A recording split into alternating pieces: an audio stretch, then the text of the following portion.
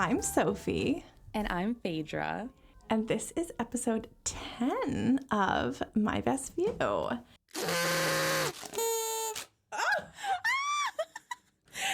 Happy episode 10, everyone. We are so excited. I'm so proud of us for making it here.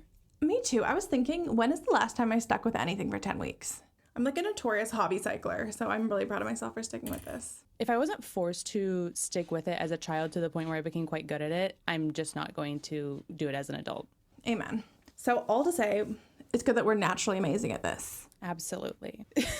For audio listeners, me and Sophie are in the pod today wearing party hats with little fur balls on top, which I specifically wanted to find for both of us. I searched high and low. I paid extra money. And earlier what you heard were the beautiful sounds of our little noisemakers. Picture like in The Sims 2 and 3. I don't know about 4, that's none of my business. But the little things they do at the birthday party, the wee-woo, wee-woo. I feel like we need to pose for like one specific picture we can post on Instagram, you know? I love that idea. Wait, is this going to be like someone's kink? If it's your kink, contact us. We can come up with a payment structure that works. Yeah, we'll put this behind the Patreon wall. By the way, we have 2 noisemakers in each of our mouths, so.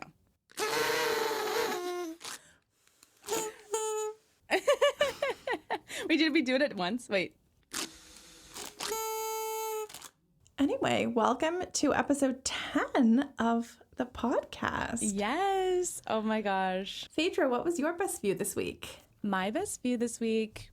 Okay, so my best friend from when, we're like sisters because we met when I was 2, she was 3 in preschool. We've known each other like our whole lives. Love her. My best friend, Georgia. Famously went as Salt and Pepper for Halloween at age 5, and the pictures resurface every year. We did. I was Salt, she was Pepper. She has sent us some kind of mysterious video for episode 10 that she wants us to live react to. Phaedra and Sophie. Oh my God. Who is this? This is Sarper. Where is he? Right now he is in Los Angeles. Spoiler? Till when? Till 3 hours. After that I will be in Oregon. Yes. I am starting again touring for my comedy shows, starting with Oregon. Then I will continue with California, Sacramento, San Francisco, San Jose, then to Texas, then Florida. Yeah. Sarper is all over, but we are not here for talking about me. We are here to talk about you because I learned that you are right now in your 10th episode of your 90-Day Fiancé podcast. Oh my God. You are doing something that you love. I think you are a big fan of the franchise, and right now you are doing something I respect this kind of stuff. I love that. I wanna watch, I wanna listen to your podcast because when I'm sleeping, I always need to listen to some podcast, and one day I will listen to you, girls. I'm so curious what you are talking about, especially about me. Oh my God, it will be fun. Take care of yourself. I'm sending you my best wishes and blessings, not only to you but to your whole beautiful family. I hope this new year brings you the best happiness, joy, love, peace, sex, success, health, and especially success in your podcast. That's my biggest blessings and wishes. Please come to one of my shows. Put everything aside and come watch me, and let's meet after the show. Oh my God, it will be so fun. Take care of yourself. I'm sending you my best.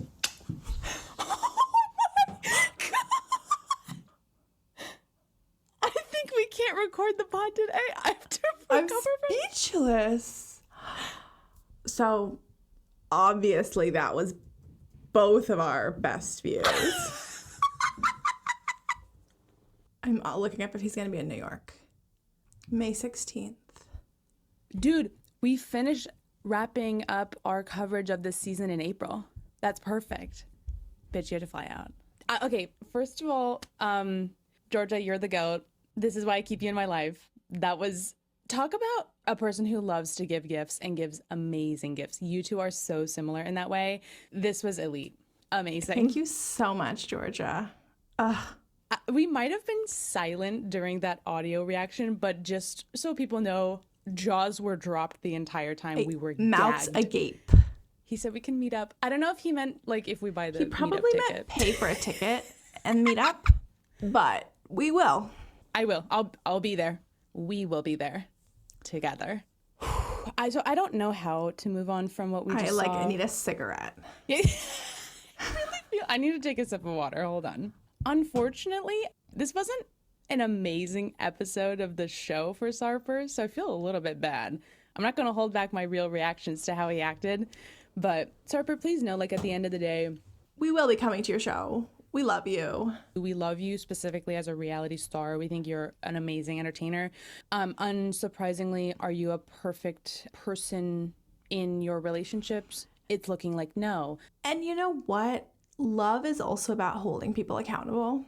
Exactly. So we're not giving you any passes. Because we love you. We want you to get better. This is a fantastic transition to starting the section talking about Shekinah and Sarper. We're at the San Jose airport, and Shekinah and Sarper are vlogging to give us some exposition, and they're saying that they're going to visit more of Shekinah's family in Montana this time. So the two of them arrive in Montana near Glacier National Park. It looks beautiful. And in the baggage claim part of the airport, they're picking up their bags, obviously, and the camera shows on the wall a taxidermied mountain goat, moose, and what looks like an elk. And I'm like, first of all, wow, we're in Montana. That's in the fucking airport. That's so funny to me. And then Sarper goes, wow, are they real, babe? Is it a real size of a goose? About the moose. Sarper says it's his first time seeing a moose. Clearly, he thought it was a goose. This section now is crazy because we cut to an interview with Shekinah where we get some backstory on Miss Shekinah. And boy, is this interesting. I'm like, oh, I want this to be a spinoff. We're shown childhood photos of her and her siblings that reveal that she has, first of all, 5 sisters. Well, can you imagine? It's a many. And I will say, we meet some of them later, and these are some women with big personalities too. So I'm like, oh boy, I know those parents were tired. And her family moved to Montana when Shekinah was 16. And, quote, we went from living in the Amish lifestyle to living still a conservative lifestyle, but not as conservative. And we really breezed past that. The Amish reveal, I was like, this explains so much. And also raises so many more questions. And they just drop it in there like it's nothing. Producers, again, we have some feedback. Producers, if you'd like to meet with us, we'll be at Sarper's Comedy Show. In New York. You can find us in the meet and greet line. Shekinah continues and says that they moved into a quaint house 30 miles back on a gravel road. It was generator power operated, had gravity fed water. They were living like backwoods ass Montana lifestyle. It sounds like really crazy. And yeah. Shekinah says that she survived that upbringing, but she chose to live a very different life as an adult, which is very clear. We can see that. Yeah. Yes, in every way. So back in the moment at their hotel room, Shekinah shows Sarper that she got him a cowboy hat, and he's so excited about it. And Sarper says, will you make fantasy with me? And they both yeehaw. I'm just like, these people are meant to be together. Like, they're so in sync in this way that is so funny. I know. There's like no other explanation. They're just meant to be. So we have a really cute section now where they go together to visit some therapy horses. And she kind of tells Sarper in the car going there that she thought it'd be good for him before meeting her sisters tomorrow because they're both quite stressed about that. So, you know, as we've established, Sarper loves an animal. And then I'm not sure what makes a horse a therapy horse. I guess it like doesn't kick you in the face. Yeah, right. It's just like a well-behaved horse. And together they arrive at the horse stable. And as they approach the horses with the horse wrangler, the wrangler asks Shekinah which horse is kind of calling to her more that she'd like to ride. And Shekinah points to the black one and says it's because it's bigger and very muscular. And Sarper is like, she likes muscles. Okay. You know.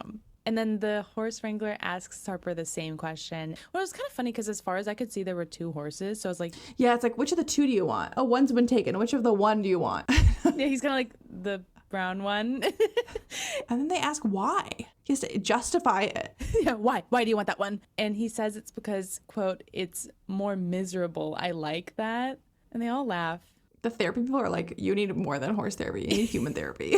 There is one thing you didn't say, which is that before they picked horses, Sarper said to the camera, I don't know if my balls will hurt a little because I have big balls. I think I heard it and I said, ew, You're no. like, no, he didn't. I like ignored it. I was like, not my perfect Sarper. There's no way he said that. I deleted it from my consciousness. You can redelete it now if you'd like. Thank you. I will. I don't want to comment on that because it's making me feel ill. It's too much. Look, in the past, we've said that Sarper gets more of a pass for doing sex jokes, but it gets to a point. There's a limit. There's a limit. And you and me are very similar on where our limit is, I think, which is a pretty low threshold. Yes. Because now in a couple interview, she kind of says, it's just so fun to ride horses. Sarper asks, quote, you like to ride? And she says, yeah, I do. He says, ride me. She says, babe, settle down. Settle down. I like that. Settle down now. And like, did it ick me out? Yes. Did it ick her out? Not really. It's more like she was just like time and place. But like, they're like both smiling. I'm like, yeah, they love each other. Yeah, I know. Yeah. Even though it's gross, they do have genuine chemistry. Whereas like when Mark and Mina try to do this thing of like, oh, we fucking like, yeah, my trade table is upright. It's like, I kind of don't believe them. Well, I believe that they have sex, but I don't believe it that it's like amazing. That they're like fantasizing about all the time. Yeah. Yeah. Whereas like Shekinah and Sarper, I don't really want to think about it, but you know, I do believe that they're happy with that aspect of their relationship. But Mark and Mina, I'm like, okay, we're overcompensating. Shekinah and Sarper, I think they're naturally gross in this way. That feels natural to them. So they now get off the horses and Shekinah and Sarper are chatting while petting one of them. And Sarper says, quote, first win over the horse and then your sisters. Hope it works. But then now Sarper starts to slightly complain, saying, but I always have to prove to you, to your sisters. And Shekinah like interrupts him and says, because of your own actions, the ways you've chosen to live your life and the things you've chosen to do to me in our relationship. It's your own fault. Take ownership of it. When she said that, I'm like, producers, what are the things he has chosen to do in the relationship? You are not offering clarity on this. Guys, if he did something bad, tell us before we buy $66 VIP tickets to his show. Please, bro, free us. Like, I would like to know, because I don't want to be publicly saying an opinion about this guy if like I'm missing some key critical information. I feel weird about it. Again, we're going to go based off of what we're seeing in the show, because that's also reflective of how a lot of people are forming their opinions. So it's like very authentic. But if we don't know, we don't know, genuinely. And like we recognize like there's information that's being withheld from us by the producers. Yes. That seems like other people know about it. So I'm like, you guys love to put a random flashback in. Slot one in that gives us a lick of context. Just let us know. Anyway, I will say I love that Shekinah does like call Sarper on this immediately. Like she doesn't even let him complain. She's just like, yeah, because of your own actions, grow up. So good for her. I will say like later her sisters, when they do meet up, they kind of say that they think that Shekinah is naive and like kind of doesn't stand up for herself. But I will say like we have seen her stand up for herself in this type of way many times. So we'll get into that. But I think it's important to note that we do see her literally do it on this same day.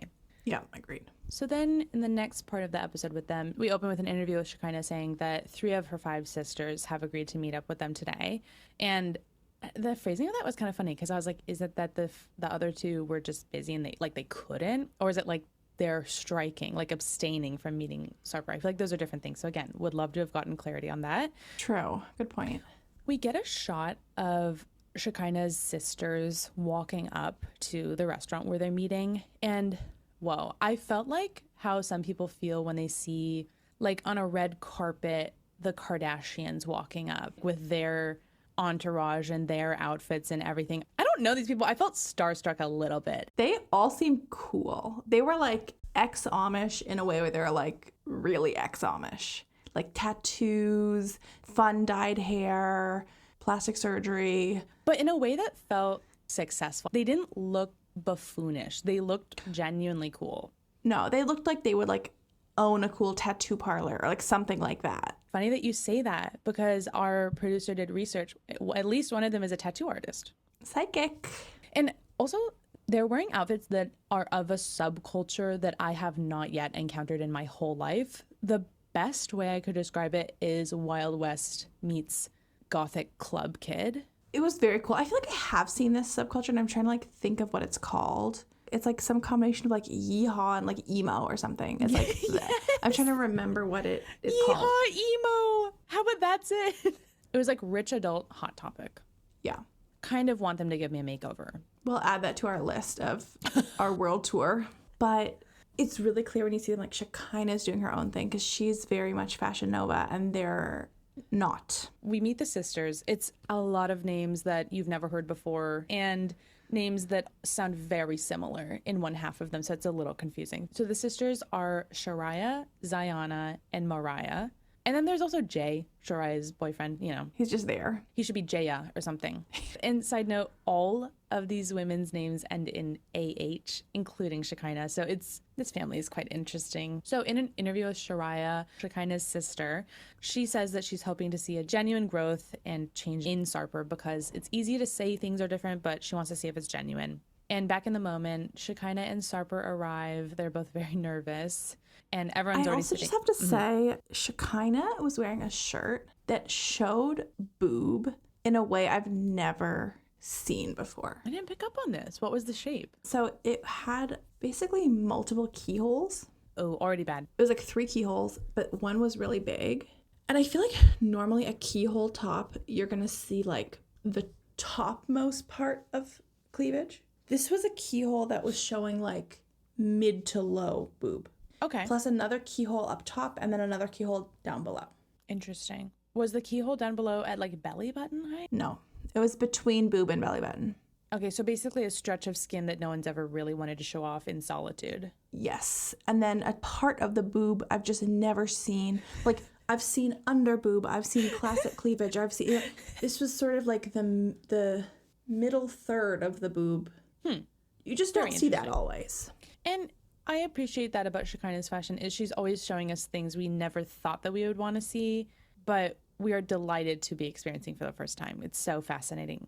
She keeps us on our toes. She really does.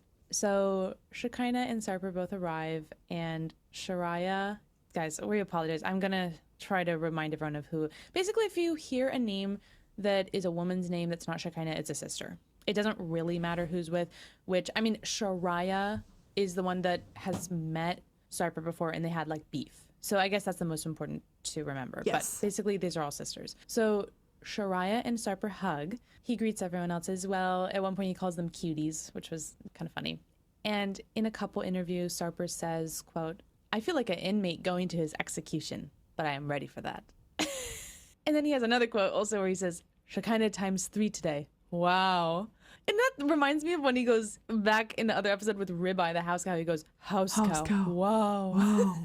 He loves to say wow at the end. I don't know, he's just so funny the way he talks. So right before sitting down, Sarper says, "Look," to everyone, and slowly opens his jacket to reveal a shirt with a huge American flag on it. And everyone at the table laughs. And it's like, you fit right in. He's just always doing a bit. He's always doing something, like some gag that's going to make people laugh. He's made for the stage. Yes. So Sarper tells the table that before this he met Sophie, who is Shekinah's daughter, and Shariah asks if Sophie had anything to say to him, and he openly relays that Sophie said that the opinion of the rest of her family members matter a lot, so Sarper has a lot to prove, because he didn't make a good first impression with Shariah especially. And as a reminder, Sarper is saying this, to the whole table, to Shariah.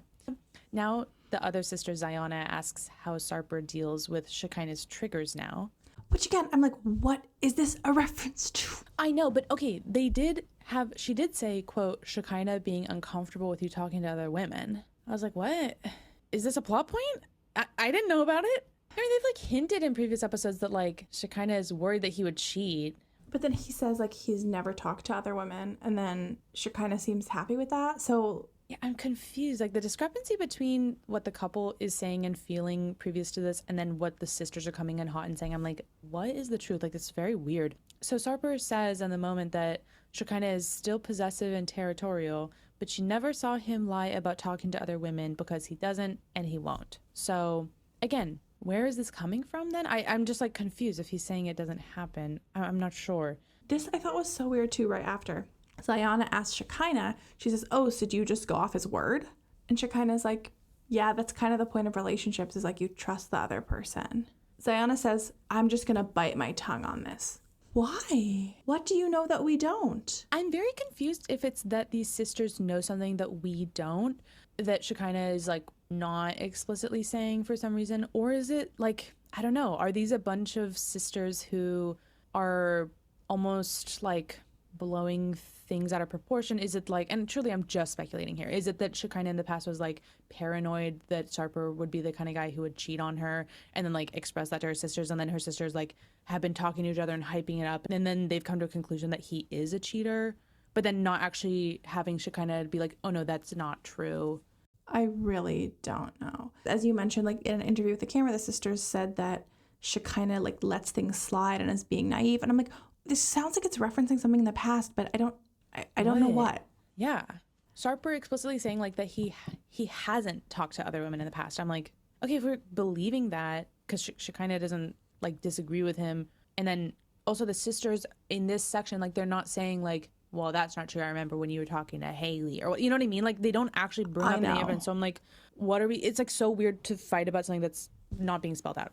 But then the one thing I do have to point out is that at this point, Sarper also starts just doing like a genuinely terrible job at interacting with these people on like a human level. I'm like, what is happening? Is your software malfunctioning? Like, what are you doing? And he was so nervous to come to this meeting that I was like, why are you even like saying stuff? Like, why are you doing just want bits? You sit and be quiet. Sarper has such bad foot and mouth disease. No, yeah. That's an actual disease. And he keeps putting his foot in his mouth is not the same as foot and mouth disease. Guys, okay, so this podcast is just revealing that I don't know anything about how English works. So as far as we know, he does not have foot and mouth disease. Side note, he has really bad hand, foot, and mouth disease in this episode. But he does have a sort of disease of consistently putting his foot in his mouth. Thank you. So, hate to say it, but we had to hold people accountable. And Sarper, I'm sorry, we're going to hold you accountable. So Sarper just like randomly, seemingly says to the whole table, do you all have geisha vibes like her? Okay. Oh my God.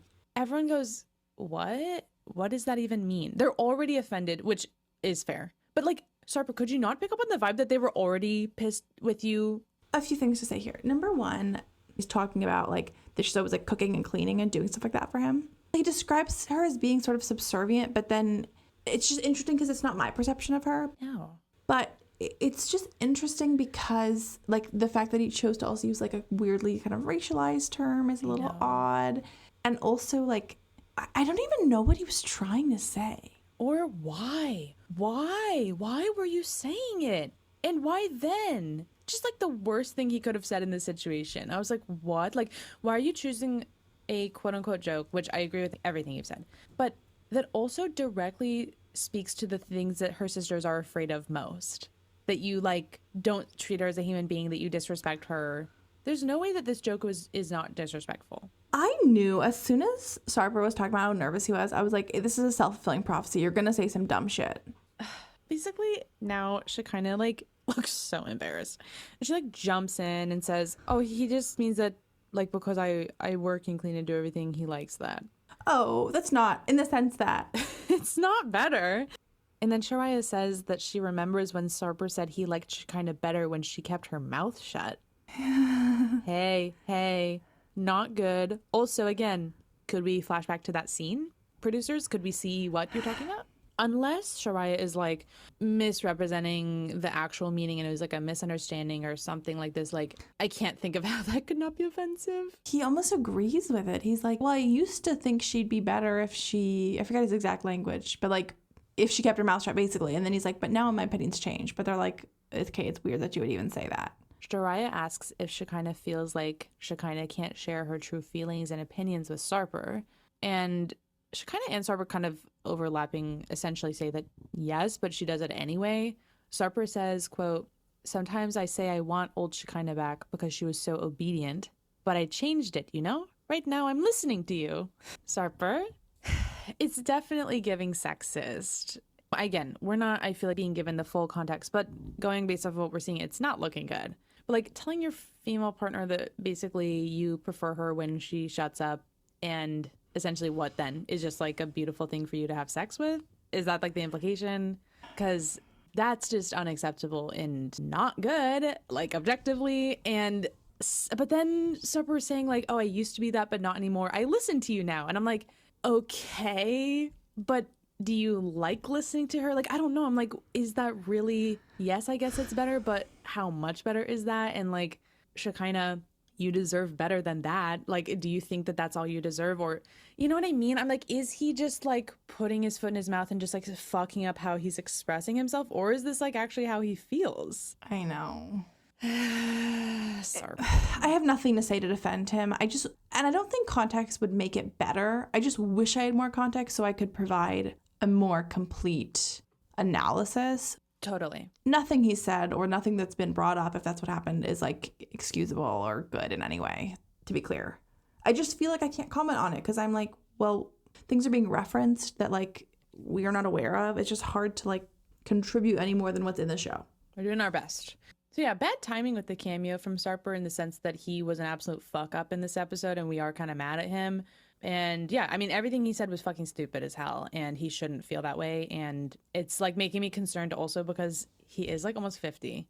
I'm like, I don't know. Yeah, of course you can change, but like that feels like a fundamental way that you view women or like your partners. That is pretty hard to change. When also he said that he's had a body count of over 2,500. It's not as if this is his first relationship and he's never talked to a woman before. I don't know if he had time to talk to all those women. It seems like things went pretty quickly with all of them. Maybe that's the problem. It's the first time he's actually had an extended conversation with a woman. He's like, they just keep talking. Oh my God, I know. I have to listen to that. There's honestly like, I don't have much more to say here. I'm disappointed in Sarper and I'm also just like, the producers are making me feel crazy because it's like referencing things. I'm like, wait, what do you mean she's Amish? Wait, what do you mean? Like things where I'm like, how am I supposed to know any of that? Yeah. So fascinated by the characters in this whole storyline. Excited to hear more. I'm mad at Sarper. I will truly, with no guilt, with true glee, hate pretty much any man ever. It just doesn't take a lot for me to like turn on them either. But for some reason, Sarper, I'm finding it really hard to turn on. I think it's also because he's the only person in this whole season who's like funny. So I'm like, I know, desperate to hold on to it. I'm like, please, we need someone lighthearted and like actually who has a sense of humor because everyone else is like so serious or so crazy. Such a downer. I know. And like, we can't lose this. We can't lose our precious Sarper. But yeah, you're being a fucking sexist piece of shit right now. And I hope that these girls continue to call him on it, and it's frustrating that they theoretically have to, but he does not deserve to get away with it. It's unacceptable. Also, thanks for the cameo. And see you in May at your show. We will be paying you money. We will be there. We will be supporting you. We will. Again, if he's evil, please let us know. But for now, we're planning to go. I have Mark and Mina next. I need to start this with a statement. We, and I think I specifically, have said that Mina and Jade look alike. However, they actually don't look that similar. And when you see them sitting across the table from each other, you're like, they have like very different like facial structures and whatever. You know what I mean? By saying they look alike, Mark thinks they look alike. I can see Mark thinking, oh, you remind me so much of Jade. I can very easily see Mina being a proxy for Jade in Mark's eyes. When Jade and Mina meet and we see Jade on screen, I immediately thought, okay, these people look nothing alike. But then I purposely wrote down similarities because I wanted to like give some benefit of the doubt. I was like, okay, what are the similarities? They are both black, which that is not a huge similarity, but it's like, okay, this is a similarity. So I'm writing literally anything I can think of. They're both black. They have similar hairstyles, both long, straight black hair, like in like the same length with bangs in different styles, but okay, like yes, they have very similar hair. They look to be the same height, which I think is a big part of it maybe, and they seem to have similar body types. I couldn't really like tell that much, but like they weren't significantly shaped differently. I will say that their personalities almost could not be more different. Yes. I felt that like their actual presence when the two of them were having a conversation, I thought, these women have nothing in common. I mean, they got along, but they did not seem similar at all. Like, Mina has such a particular personality, and the way that I would describe Jade is like very bubbly almost, like very personable. Yes. She's American, you know, like, I'm sorry, but like American versus French, like there just is like that basic difference of like Americans are more enthusiastic and like more of like a facial expression, like more, and then like Mina is a lot more low key and like If you saw these two women having a conversation, I think you'd immediately tell that they have very different personalities. I agree. I think we can't not acknowledge the elephant in the room of them both being young Black women, but I also don't want to be like, oh my God, they're twins when they're really not. Anyway, so Mina is at the restaurant waiting for Jade. Jade gets to the table and she is like really kind of bubbly and but it's like really awkward also. And so she's like, how are you liking Florida? And Mina's like, I hate the weather. And Jade's like, yeah, the weather is rough. Like, Jade is trying so hard to make this. Mina is just shutting her down. I know. Mina is just like that, though. And I think that Mina, by the end, it's very clear that she actually really enjoyed meeting Jade and enjoyed Jade's presence. But her personality is such that even when she's happy, she's like shitting on stuff. I'm sorry. I do think that's kind of French. So yeah, it's just I agree. A total culture clash. And they got along fine, but it was really funny to see like their different ways of attempting to bond. And I think that they were equally trying, but in their different cultural ways. So Jade was like she said, oh, it was weird getting a text from you. It was crazy. I was like, what? Like, it's just so funny how American she is. Like, in this, like, not just being like, hey, so why the hell did you text me? That was weird. She's like, that was so funny. That was so crazy. I was like, what? And then Mina explains that she was at Diana's shop and like Diana kind of engineered it. And Jade says she was nervous to meet, but she'd heard good things about Mina. I'm like, this is so American small talk because you haven't heard good things about Mina. Like, okay. What good things have you heard? Like, yeah, that is so funny. I mean, Jade came across as, certainly compared to Diana, Jade came across as genuine and well-intentioned. But I do think, I agree, it's kind of this American thing where even if that's not true, like, just to put the other person at ease, you say stuff like that, And Mina basically said that talking to Diana confused her. And Jade said she's happy to answer whatever questions Mina has. And the first thing that Mina wants clarity on is who broke up with who, because Mark said that he broke up with Jade, but Diana said something different. Mm-hmm. And Jade is like kind of taken aback by this. She's like, he said that? Yeah. No, I broke up with him. Yeah. And it was because he was moving to Boston. I guess by Boston she means New Hampshire, because it was like close to Boston. And why would she say Boston? I was curious if that meant like there was this other subplot that we haven't known about where he was thinking of moving to Boston, or did Jade mean New Hampshire and just said that because that was like the biggest city nearby? I wouldn't be shocked if Mark said some dumb shit of like, come move, it's right by Boston. Oh my God. Yeah, you're right.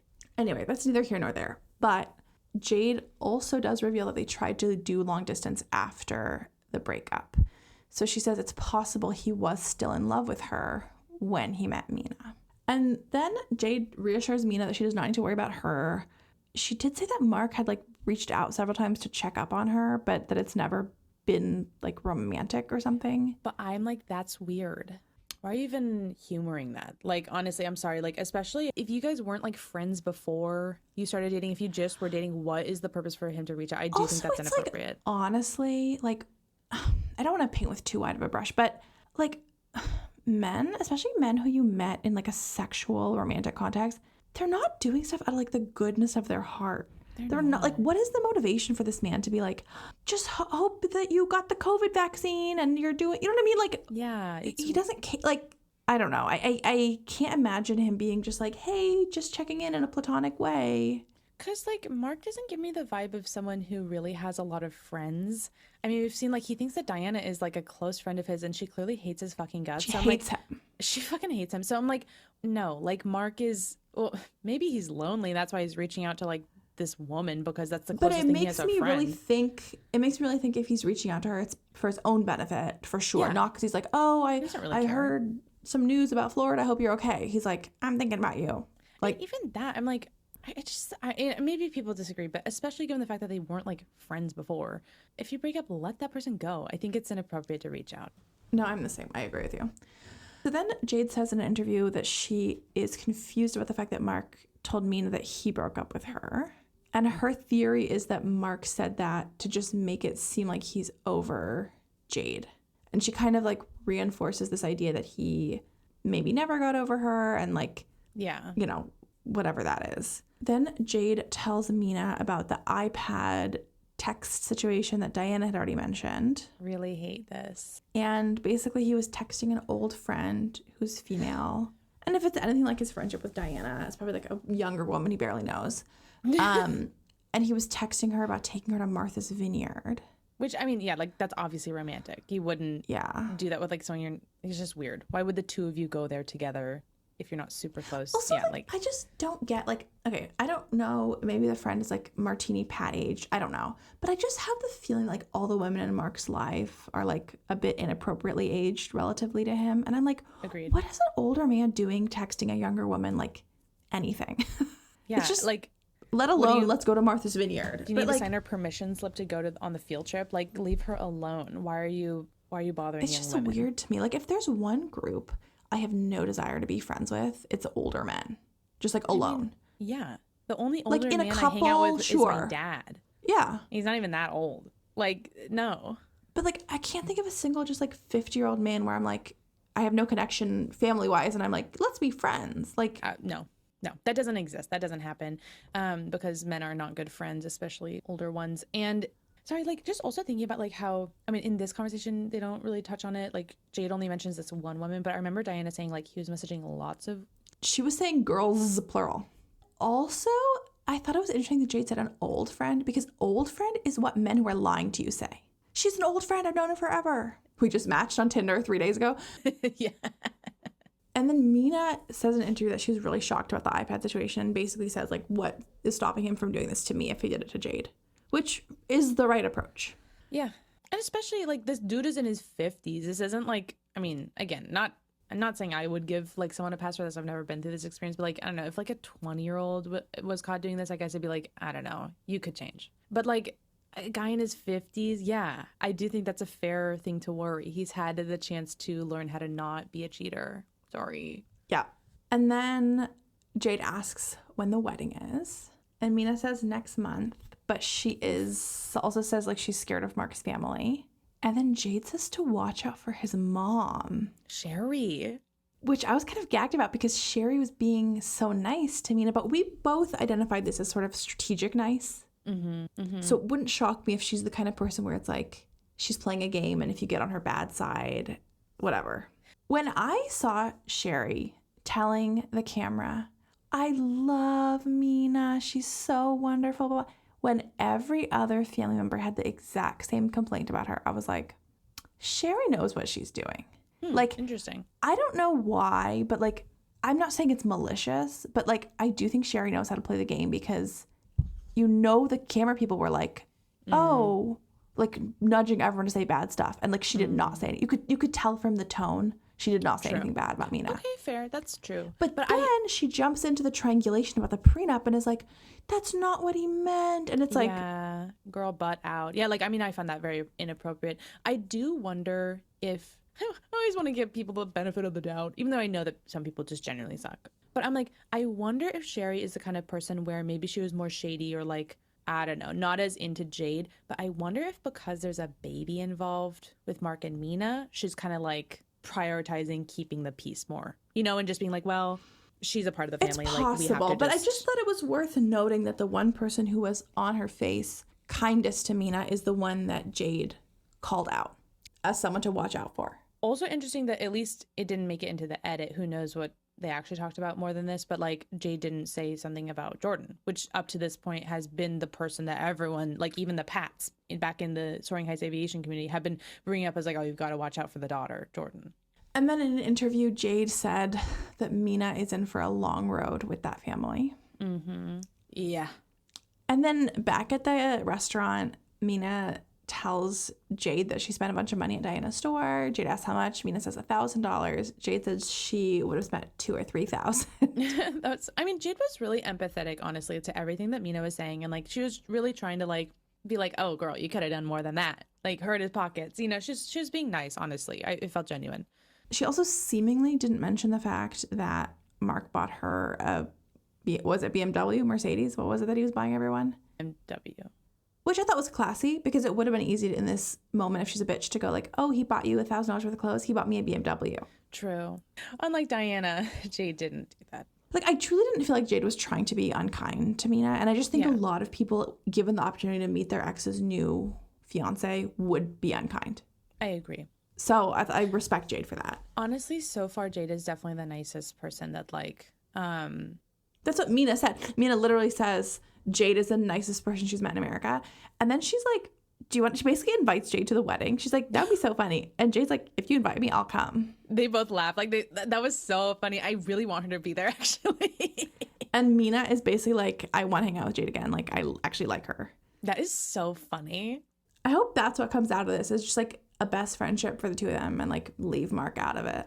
So then Mina comes home and Mark is like, he's in such a funny mood. He's like upset that she went, but he's also like really curious to know what happened. Yeah. And he's like, how'd the meeting go? And Mina says she's really happy that Jade wasn't ugly since everyone is saying she's her substitute. But I know what she means. If you imagine someone's like, oh, your boyfriend has a type, and then the previous person is so ugly. Twin. You're like, no, maybe cousin. Maybe, if we're stretching it. And Mark has the funniest quote. He goes, do you trust me now? What'd she say? Like, he's like trying to combine, like, we good, but also what did she reveal?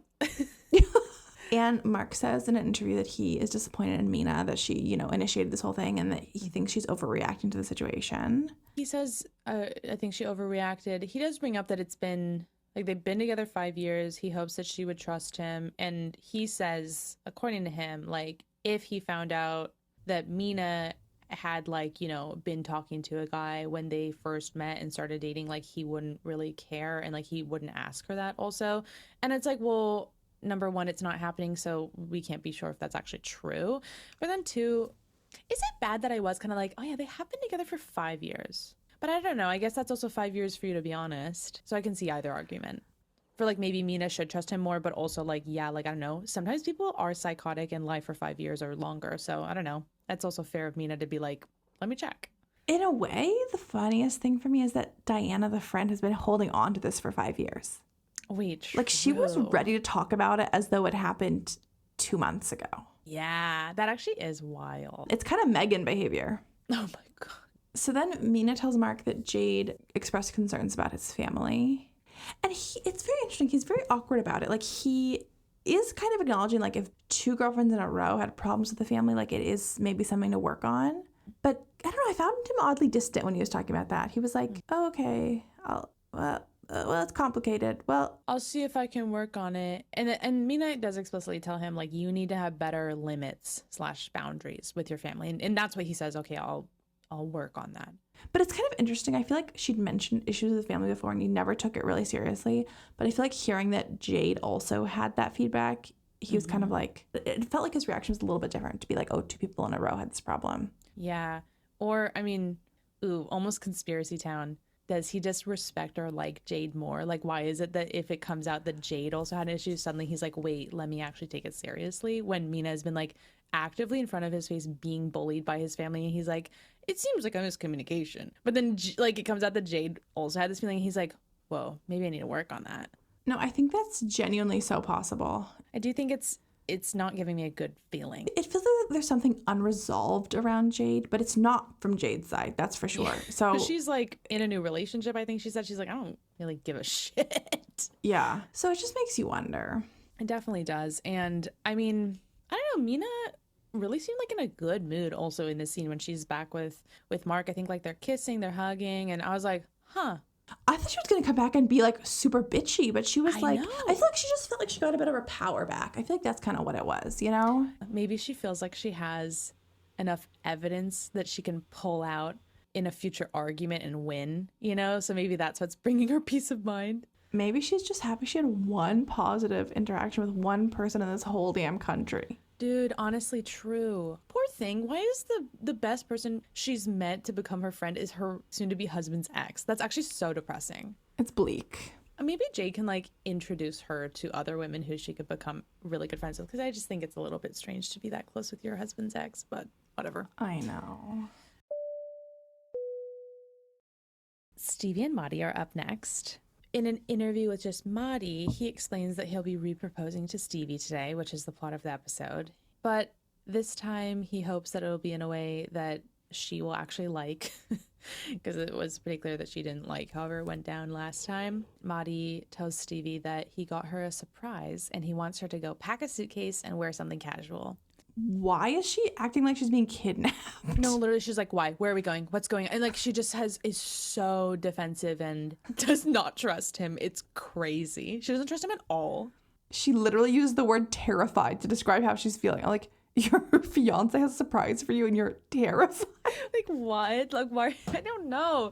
And he asks her to just trust him and, quote, do whatever I tell you today. And Stevi, I think it's just like a bad turn of phrase, but Stevi is like, what?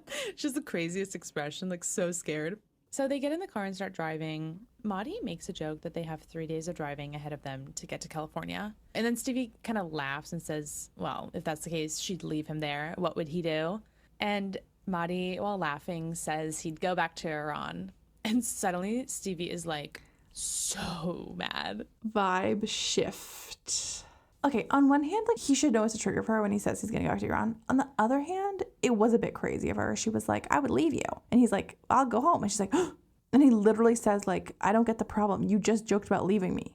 I mean, Stevi just can't take a fucking joke. She really can't take a joke. And then she just goes, well, I can't be in a relationship that's meant to be forever, but not going to be forever. It's like, girl. Talk about spiraling. Like, you're being so serious about everything. Or like, even like last episode of the glass blowing, she made a joke about if we get married. Or like, so I'm like, so you're allowed to make jokes, but he's not? Like, that's not fair. I don't think either of them should make these jokes, for the record. But like, you can't be mad when someone like jokes back. She has many rules for her, but not for him. I agree. Okay, I think the reason that she gets so activated is because in her heart she knows this relationship is not working. Yeah. And so I think it's just like coming out in different ways. But she does this thing where she kind of tries to act like her side of things is so objective, but like Mahdi's being crazy. And I'm just like, that's not 100% honest. That's what I sort of take issue with. And like, I don't like Mahdi that much as a character, so I'm not like that defensive of him it's not like Sarper where I'm like, don't say that about him. Like, I'm like, it's fine to call Mahdi out if he does something wrong. Like, I don't feel a desire to not do that, but it does feel here like, okay, Stevi, you're maybe being a little bit unfair and you're maybe projecting something because, I don't know. I'm not seeing what she's seeing. I agree. But yeah, it makes sense if she's just feeling uneasy under all of it and is like, well, oh, this is the problem. And it's like, no, the problem is that you guys just, I don't know, it's not good enough, I think, with them. I don't think that it's bad. It's just not quite right. I agree. So we'll cover how they then get reproposed to after saying they shouldn't. But anyway, so they're still in the car and Mahdi he tells her to not take it so seriously, like it was a joke. And Stevi tells him to not joke about something he's been serious about before. And he kind of says, babe. And she says she doesn't want to get in a relationship where he'll just leave her. And like, yeah, as we just said, I think like this is really like blowing it out of proportion and also like a double standard. But I will note that they are holding hands while having this conversation. So at least like there is some evidence of chemistry finally, or like, I don't know, actual being a couple or something. Because I feel like normally they're just like sitting next to each other, like not interacting in a romantic way while having these like really serious conversations. And I've been thinking, yeah, okay, why are you doing it then? But it was just nice to get some evidence of like love between the two of them, or like connection. But Mahdi says that they're almost there, and Stevi says good because she can't wait to get out of the car. And Mahdi says she should be more excited, and Stevi says he already said some stuff that scared her, like the joke earlier. And it's like, Stevi, like genuinely, he's clearly has prepared a surprise for you where they're going somewhere and you not fucking let it go. Like, it just really wasn't a big deal. Also, just like her energy is so negative. He says, I have a surprise for you. She's like, I'm terrified. What's the surprise? And he ruined it by making a joke. It's like, you're the kind of person I don't want to do surprises for, because I'm like, okay, well, okay. Like, I don't know. It's just like odd that she's so negative. Yes. And also being like, well, you like basically saying that he ruined it by making that joke when it's like, no, Stevi, you're ruining it by like being a stick in the mud the whole way. Chill. Yeah.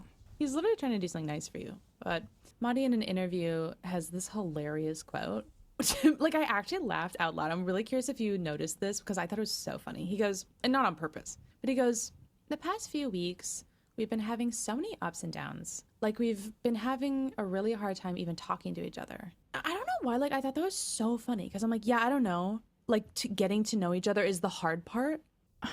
And these people barely know each other. It's not as if these are people with like been in like a serious relationship for 5 years. They've been living together, and like they're just having like a few weeks where they're like going through something and it's hard to talk about and whatever. It's like, you guys don't know each other, and talking to each other is the hard part. I think that's a pretty big red flag. Like, these are like the same kind of people who are posting about like the first year of marriage is the hardest. I'm like, what? Marriage is work. Meanwhile, they've been together for less than 2 years, and you're like, what? And what scared me here too is Mahdi being like, we have all these ups and downs, trouble talking to each other, so the proposal will fix it. And I'm like, I don't know. These are the type of people also who would have a kid when they're going through a rough patch, because they're like, 100%. Oh, I know what will fix it. A human 100%. Baby. I'll tell you guys, it's not gonna fix it. If anything, it will make it a lot more tense. Like, I never understood this logic. It's so funny to me. I know. They finally are arriving in the spot, and they pull up into a town, and Stevie recognizes it as a place she's been wanting to come. She's so excited. It's somewhere called Ocean Springs. They get to the hotel, and Stevie apologizes for not being nice earlier. And Mahdi says it's all right, and he loves her, and she says it back. So that was nice. At least she apologized. I want to add one thing, which is when they first get to the hotel, Mahdi sits on the bed. And then Stevie goes to sit on the other side of the bed, facing away from him. And then she goes, you're so far away. And I'm like, that's a metaphor. Because, like, you could have sat next to him. You chose to go sit on the opposite side of the bed facing away. And now you're complaining about the fact. Wait, true. That is such a good encapsulation of their whole dynamic. Mahdi says they can now change and go out. In an interview, Mahdi says that he's been thinking about how to propose to Stevie because she's been sending him videos on social media of men bending down on one knee and proposing, giving a ring. But I was like, oh, so this isn't Stevie expressing at one point that she's disappointed by the proposal because she's and just explaining, oh, in America we do this and I was expecting you to, so that's just something I'm disappointed by. She's been actively sending him, sounds like, multiple videos of proposals. So she's obviously expecting this, or like planting the seed of the idea in his head. So I'm like, okay, this was illuminating to me. Kind of frames this whole re-proposal in a very different way than what I was thinking. So they now walk to the beach, which very classic, but honestly, I feel like Stevie is the type of person who would really like a beach proposal. I mean, I would too. Beautiful. It was just gorgeous. And they were there at like sunset. The timing was really good. And while walking on the beach, Mahdi starts to tell Stevie that he loves her so much. He's 100% sure about his decision. He then says, look over there, and points to what looks like maybe 10 feet in front of them on the beach, a sign saying, marry me, with rose petals on the sand in front, like a whole little setup.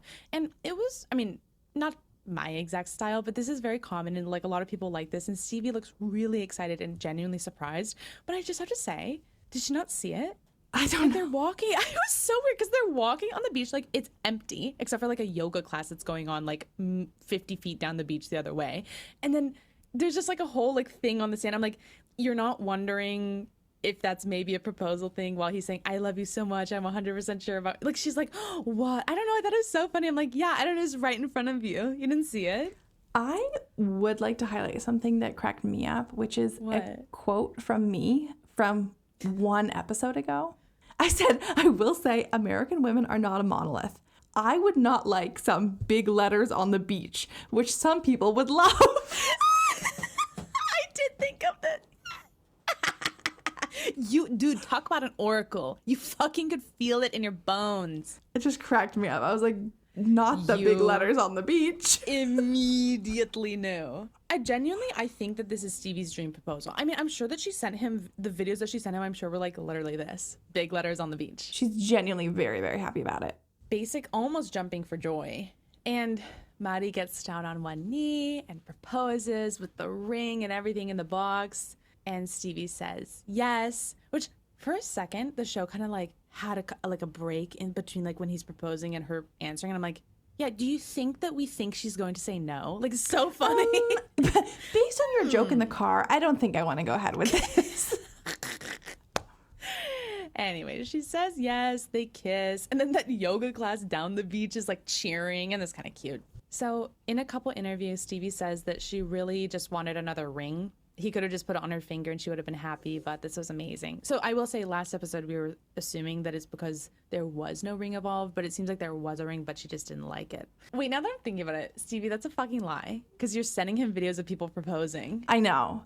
That's what I'm saying is this disconnect. Like she thinks she's like not participating in things and she is. Yeah. Weird. In the moment after the proposal, Mahdi says to the camera that he felt so cringe doing it, but he would do anything for Stevie. I do think it was kind of funny to have a re-proposal when you guys are like actively not getting along that well and like having a hard time speaking to each other. Whatever. It was a sweet section. We're back with Greg and Joan.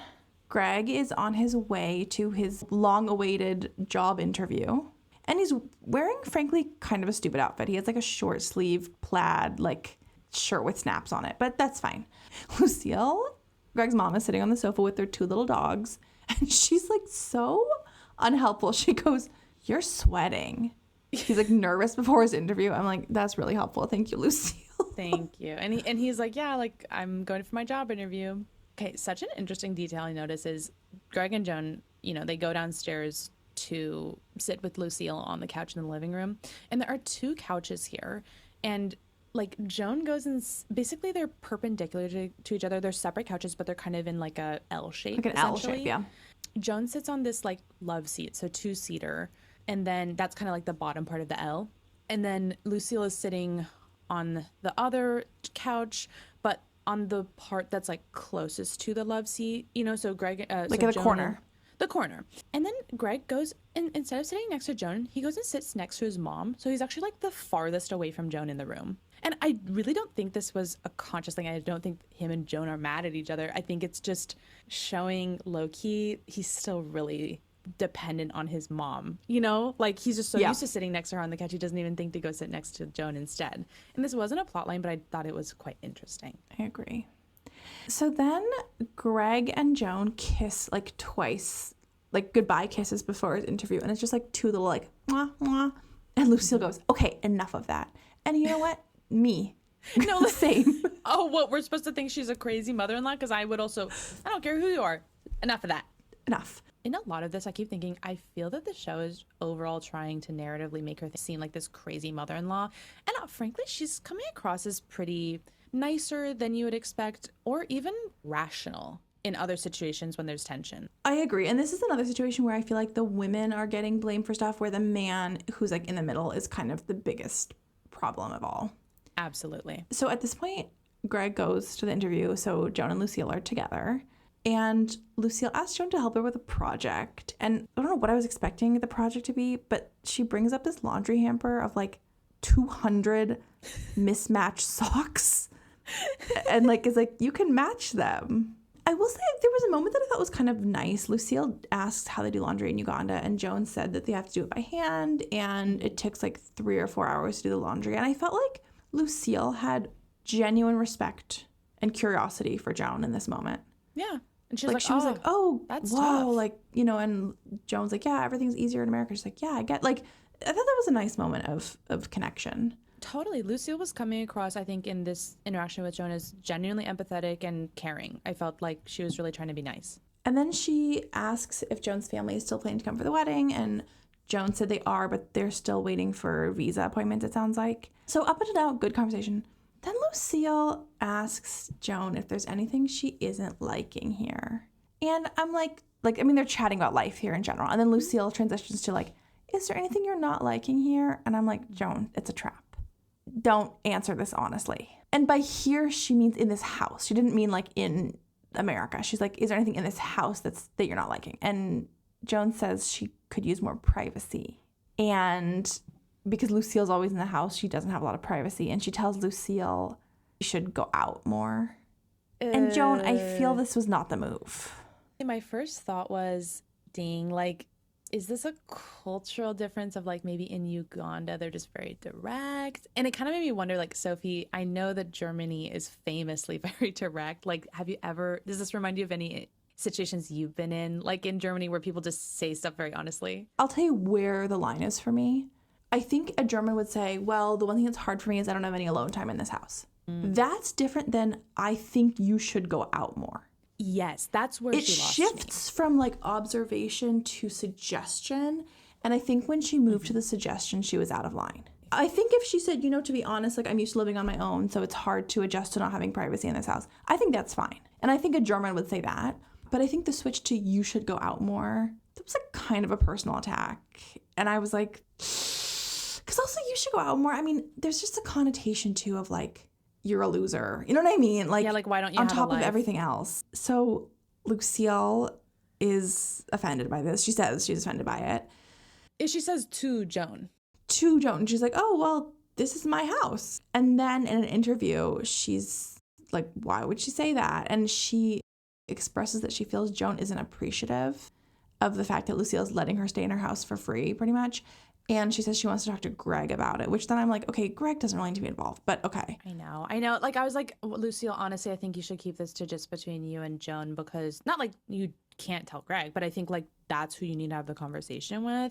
And it's okay if we you don't need a need minute Greg to kind of like mediate. reflect. But yeah, also, okay, side note, the fact that I'm not sure with the K1 visa, but if they're about to apply for a green card and Greg doesn't have a job yet, Lucille might have already or have agreed with them that she will be the financial sponsor for Joan. And that doesn't mean that she necessarily has to actually pay anything, but like legally she would be on the line. I don't know all the details. Essentially, like if Joan ran out of money, like if Greg couldn't provide for her. So I'm just assuming that either that conversation has already happened or whatever. But like, yeah, I think it's not just that they're staying in her home, which is already enough, but it's like she might also be financially like supporting them in that way, and like that is genuinely a very nice thing to have done. So I don't blame her for feeling actually offended by this. Yeah, I agree. And I also feel like in general, one thing Joan needs to recognize is like, it's not nice that she has to live with her mother-in-law, but that's because her fiance has not prioritized getting a job and taking care of them. Like the mother-in-law is actually doing something kind by letting them stay there. Yeah. So like she's not the person to be taking it out on. And it's weird because I feel like in all of her interviews, Joan was saying like, and even to Lucille's face, she's like, yeah, like you're so kind. Like, thank you for letting us stay here. But then she randomly says that. And I'm like, and she even calls her Mrs. Lucille, like out of respect. But then she like says this shit to her face. I'm like, Joan, what are we doing? This feels like self-sabotage. This feels weird. I agree. It felt very strange. Lucille then, at this point, Lucille has shifted to kind of passive-aggressive mode, which I get. And so she says something like about them moving out, because Joan's like, well, like I'm hoping to move out soon. And Lucille's like, I bet you'll be happy about that, huh? And Joan says, I'll be very happy. And it's just this like really awkward mismatch of passive aggression, earnestness. It's just a weird vibe. I know. Just like things are souring in a way that was unfortunate because I felt like it was going really well until now. And then Greg gets back from the interview and the first person he sees is Lucille because Joan is outside. And so Lucille asks how it went. I'm sorry, this killed me. He looks defeated. He goes, it was just like a lot of like technical questions, like, pertaining to the job. Yeah, that's sort of what an interview is. So he didn't prepare for this interview at all? But also, like, was it going to be questions not pertaining to the job? It was like, what's your favorite sourdough recipe? No, literally. And I'm like, Greg, you've done a job interview before. You got a job offer in the past. Why did this catch you off guard? It's okay if he said like, yeah, honestly, like when they were asking me questions, I kind of realized like this is not exactly in my wheelhouse and blah, blah, blah. But in an interview, I think now or earlier, he said, oh yeah, like this is definitely within my wheelhouse. And I'm like, okay, but you can't answer technical questions? So probably not then. Also, just the whole thing of questions pertaining to the job. I'm like, the bad part thing is when it's questions not pertaining to the job that you weren't expecting. So, okay, whatever. And then Lucille tells him that she and Joan spent the day working on the mismatched sock basket. And Lucille, at this point, tells Greg that Joan said she should get out of the house more and that she was offended by that. And she says, quote, who's the owner and primary person in the house? Who holds everything together? And, like, I really did feel for Lucille in this moment. Like, me too. She's such an example of, like, all the labor that so many women do that, like, just goes unnoticed. And, like, she unappreciated. And, like, she definitely is resentful about a lot of things, you can tell. But, like, it does suck to, like, I do think Greg doesn't really appreciate her and, like, takes a lot for granted. And then to have this new person in the house who's like, you should get out more. I mean, I would be offended, too, to be honest. Me too. It makes me sad that she, like so many women, puts in so much effort to taking care of the house and the family, and then gets that thrown back in her face. And it's like, well, what am I supposed to do? Like, how could I possibly win this? Yeah. So at this point, Greg says he'll talk to Joan. And in an interview, he says he doesn't think Joan said that in a demeaning way, or like didn't mean to be demeaning. But he goes to the yard to find Joan, and he tells her the interview went kind of well. And she asks what % he would give himself if it were a test. And he said 75 to 80%. Baby, we know you're overestimating that. You know you feel like you got a 50. And he's like pretty proud of that. He's like, if I got a 75 or 80 at school, that'd be good. And she's like, no, like in school, if I got an 80, I need to make sure I got all 90s after that to make up for it. Like, but it just shows like a difference in how they approach things. Again, you know, another difference. Which in general is okay, but it's like, it's not okay if it's getting in the way of you getting a job. Yeah. It also just is maybe like an incompatibility. They just have a different way of approaching certain things. So Greg confronts her about the Lucille comment, and Joan says, quote, I just wanted to see her reaction, testing her patience. What?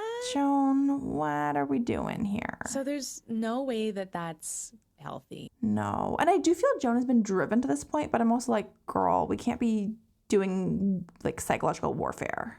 But I disagree, because she has not been driven to this point with Lucille. Like in the last episode when she was playing kind of bad cop with Greg, we were like, well, we get why she's been forced to do this because he doesn't respond to any other strategy. But I'm like, girl, why are you like testing Lucille when frankly she's just been nice to you, and Greg is the one, like he's the reason that you have to live with her. Why are you taking it out on Lucille and testing her? That's not appropriate. It is tough. I will say Lucille has been like weirdly passive aggressive to Joan before. So like I'm sure she's also annoyed by Lucille. But I do agree, like I would like her to zoom out and be like, Lucille is not the problem here. Yeah. You know, also any issues you have are because of Greg. Also, if you're getting married to this guy, and especially, I mean, he is close with his mom. If you don't like her, that's also another incompatibility, honestly. I don't think that he should have to choose between you and his mom. So why are you trying to set up like a bad relationship with her? This is going to be a lifelong relationship. There's nothing you gain from it being tough. It feels like self-sabotage. It feels like she wants Joan to, or Lucille to be like, I don't support this relationship. I feel like she knows like that would end the relationship. Ooh, interesting theory. But at least on some like subconscious level. And then Greg is like, are you testing my patience? And Joan says she wants to learn more about how Lucille works if she's going to live with her. So I'm like, what? But why? What is this science experiment? Yeah. Why are you focused so much? I mean, I get that they're two women at home together all day because Joan can't drive, she can't work, she can't go anywhere. And Lucille sounds like chooses not to, which is her right. But it's like, yeah, Joan, like you don't need to like be so focused on her. I get why you could get to that point, but that's not appropriate, and it's also not helpful for you. Why are you in the next episode on, like, she's like setting up the Stanford prison experiment. She's like, let me see. Let's see how she responds to this pressure. Yeah, like what? And then Joan reveals in an interview that she had cold feet before coming to America, and 2 days before coming she tried to cancel. Hey, not a good sign, you guys. And then, like, given how she wasn't even sure she wanted to come, I guess that's the point she's trying to make. Like, she's upset that he is taking his mom's side when, like, she sacrificed so much to come here. It's like, okay, maybe your instincts were onto something. Yeah, maybe you should go home. Just unfortunate. Like, this one, I'm just like, you guys should have to break up. It's not going to work. It's not. I'm sorry. Like, if these two get married, I wish him luck, because if it's signed and everything, you know, okay, you're in it, but boy, do I have some doubts. Same. Hey guys, guess who's up next? We're going back to Mexico. Ooh. We are with the throuple, and we are driving to Tijuana to meet Ani's family, including her daughter, Antonella, who Matt and Amani have already met. So, like, re-meeting the daughter. So they mentioned that they like got an Airbnb or something and like they can hang out tonight, and Ani's like, well, I have to work tonight. And they're like weirdly mad that she has to work. Well, Amani is mad immediately and Matt is disappointed, but they're both surprised. And I'm like, yeah, why did you guys never talk about the logistics of anything? You didn't know she was busy tonight? Like, what the hell are the conversations they have? And then Ani says she needs to pay rent, she needs to pay babysitter, etc. So it is interesting, like, this financial topic keeps coming up. Like, Matt and Amani can afford to take 2 weeks off work, and she can't, you know? Yeah, yeah. And then Amani says that she's basically jealous of the fact that Ani is a stripper. And it's really weird because she even acknowledges like that they met her as customers in her strip club, but she like doesn't want her to have any more customers, basically. She doesn't want men to look at her or touch her. Except for her own husband, I guess. Yeah. It's so odd. I know. And she's like doing like that thing in media that's called like lamp shading. Have you heard of that? I don't think so. Like basically you're acknowledging the fucked up thing about in comedy. It's like, sorry if this is racist, but, and then they say a racist joke. And it's like a way to make the audience not feel bad about laughing at something that just is racist. It's not actually like subversive or whatever. So it's like a way to signal like, oh, I know it's bad, but we can all get away with it because I've acknowledged that. So that's all I had to do. And so I almost feel like Amani is lampshading by being like, well, I know it's hypocritical, but the idea of a man looking at her in that way or touching her makes me want to die. And it's like, well, doesn't absolve what you said. Yeah. It just reminds me of this concept when I usually think of it when it comes to heterosexual relationships, but of course it can be applied in other ways. I'll just phrase it as if it's one because I feel like it's so common. When a man finds a beautiful woman through Instagram because she's posting thirst traps and like sexy selfies, like in bikinis and whatever, and then he starts dating her and then gets mad that she continues to post stuff like that. And it's like, well, don't get with a baddie if you can't handle being with a baddie. Yes. This happens with people all the time. I will never understand it. You can't be mad about how you got someone. Also, especially in the situation where Ani's made it clear, like, she became a stripper due to just, like, a difficult set of circumstances in her life. Like, I don't know her whole situation since she started being a stripper almost 20 years ago, but I don't get the feeling she has, like, a lot of other options to like switch her career to, you know what I mean? So I'm like, you want her to just like stop working? Like, I'm just confused. Like, that's her career. I agree. So Matt and Amani have a bunch of presents for Antonella, Ani's daughter, in the car. Like, they're like busting out of the trunk. And then, okay, I have to say, Ani was bothering me in this episode a bit. Like, everyone was bothering me, but like she had a weird attitude. And so she said, well, Antonella already has a ton of toys. Like, they're just trying to do something nice. And she's basically then says, like, all the toys are from her ex-boyfriends. And I'm like, so why are you mentioning any of that? I feel like she's also doing self-sabotage. I feel like she's trying to piss them off at this point. I agree, because it's just, like, it's so odd. Like, why would you bring that? And she kept being like, what? What's the problem? I know. And then she also mentions, like, regulars at her work bring presents for Antonella a lot. Which I find really weird. I find creepy. Yeah, why are they giving a stripper's baby a toy? If they want to help you and your daughter out, they should just give you cash. Anyway, so Amani doesn't like these random men are giving toys for the daughter, which I find it creepy, but on the other hand, I'm kind of like, get your bag. Like, if people want to give you shit for free, like, whatever. Amani doesn't agree with that. She thinks that she shouldn't be accepting gifts from the regulars. Well, I don't think that Amani thinks it's creepy. I think she just doesn't like that Ani is accepting gifts from other people. That's what I mean. Like, she just doesn't want her getting gifts from men. Whereas, like, I'm just like, I think it's weird that they're giving gifts for the daughter. But, like, and then Ani says, what's the problem? It's only gifts. And Matt says he thinks, and he says in an interview, he says he thinks accepting gifts from other men is a red flag because it makes her seem available. But I'm like, her whole job is to seem available. It's a fantasy. Yeah, true. Can you imagine a stripper who's like, actually, I'm in a throuple and we're very serious? I mean, like, it's just sort of not the point of... And then Amani asks what Antonella, the child, knows about them. I want to say she's like 8, the daughter. Ani says Antonella doesn't know anything about them because she's, quote, a baby. So not a baby, but... Not a baby, but I also kind of get, like, she doesn't really understand what a throuple is. I mean, I don't want any of their children to know about...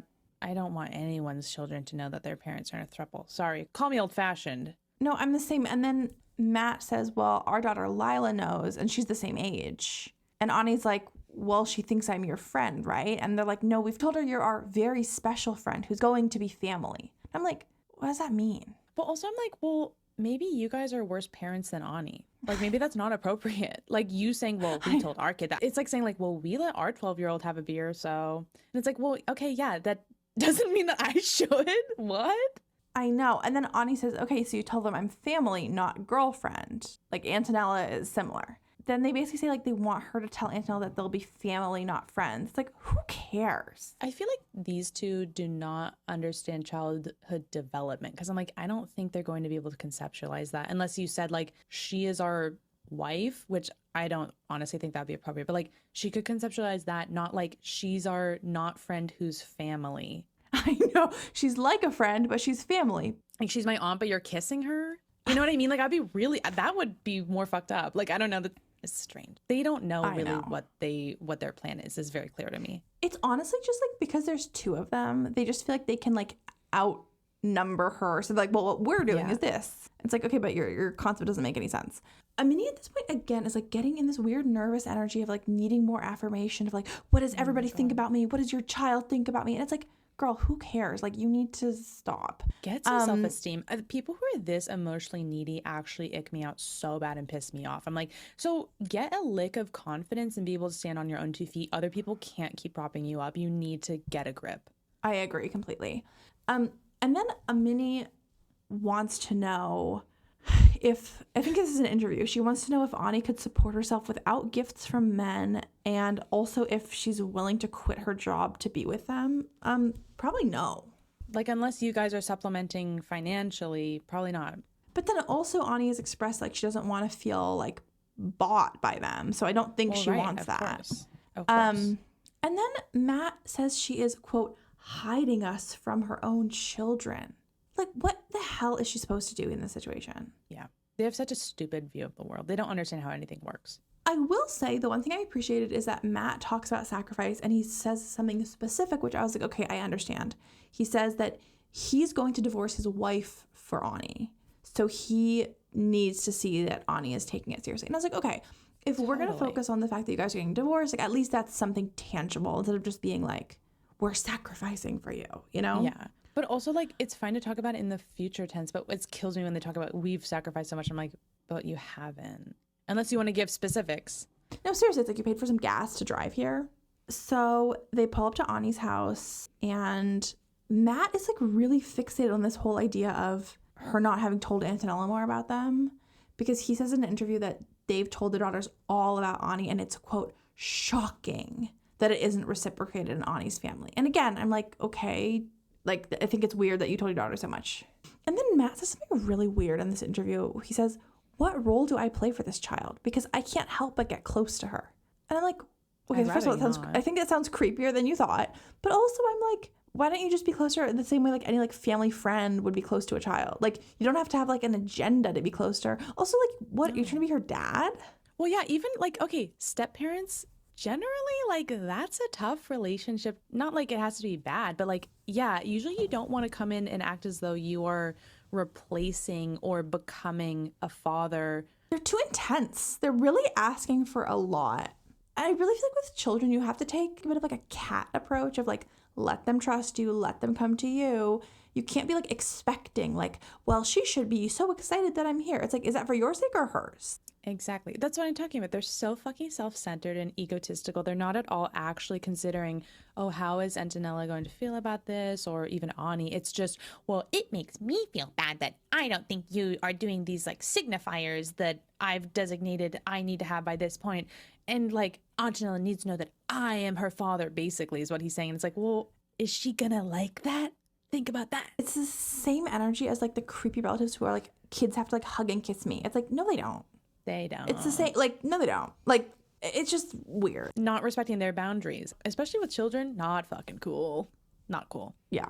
So then they go into Ani's house, and I'm sad to see she's also a word decor victim. It did crack me up. Yes. It did crack me up, though, because I think there were a few elements of maybe a language barrier, such as a sign saying soak, relax, unwind above the living room couch. But I found it endearing in a way. I kind of want that above my couch. I know. I feel like it's a reference. Get it? It's because it's like Ani. People are like, are you having a stroke? What's happening here? Amani then says in like a group interview with all three of them that the next challenge is learning to navigate co-parenting. And I'm like, I don't think that's the next challenge. I don't. But okay. They're really getting ahead of themselves. It's strange. It is really bizarre. And then Ani says she's a really strict mom, which is just kind of an interesting dynamic. It seems like maybe Matt and Amani are like pretty relaxed parents. And there's just a weird vibe. They're all in the living room and it's just a bit odd.